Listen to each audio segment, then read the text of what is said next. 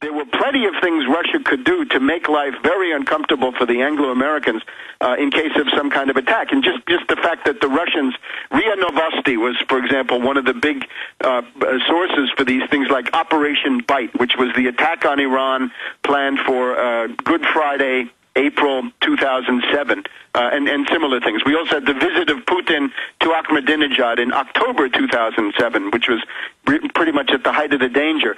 So there was a deterrent effect by having a strong leader like Putin in power. Now you have Medvedev, Putin. This is no longer functioning quite so well. Another big thing, Petraeus, the fact that the Obama counterinsurgency around McChrystal failed, and now we've got Petraeus, Bush's general, the king of the neocons, the probable neocon candidate for president in 2012. His power has become immense in the bureaucracy. And if you look at the literature, you'll see that the Central Command under Petraeus planned an attack on Iran to the point where they now consider this plan to be mature, right? If you read this essay that I've written, people say, yes, the CENTCOM has now put it all together. We didn't really have a plan in the past, but now we have it because CENTCOM did it.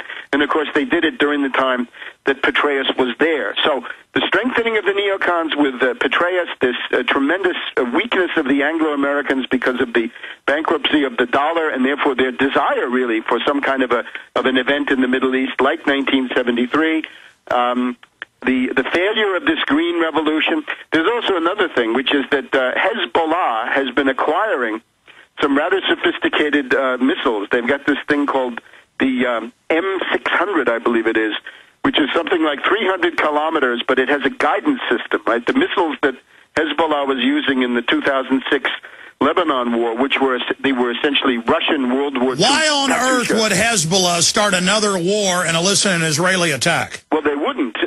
This is part of a deterrent system. In other words, you can think of Hezbollah as a kind of an aircraft carrier for Iran close to the Israeli border, and they're able to deliver this deterrent. In other words, there's already a situation of conventional deterrent. So Iran has pushed ahead with an array of 4 or 5 new medium-range and intermediate-range ballistic missiles, the Shahabs and others, right? We could go through the names, but they're there.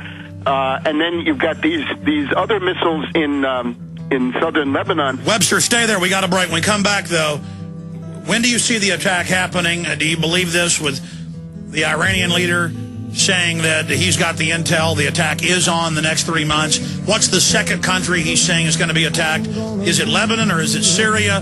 Stay with us, Webster Tarpley.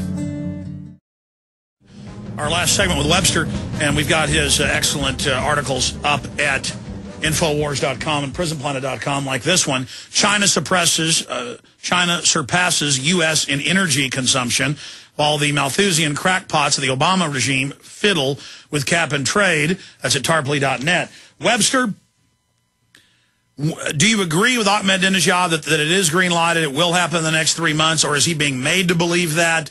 Is there any way to avert this? When is the attack on Iran coming, and what will the aftermath be?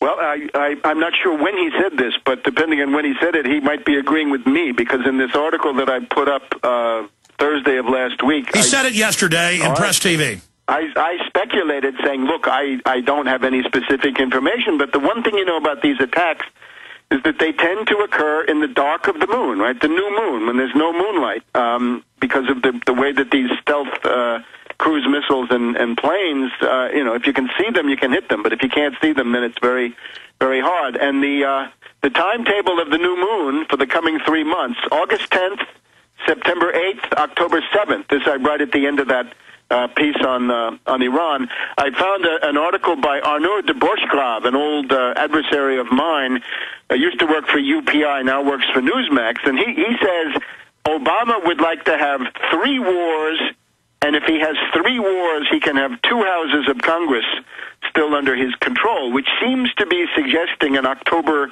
surprise. So if you look at the October 7th date, I have no way of knowing, right? But that could be a good guess, or maybe not. I don't know.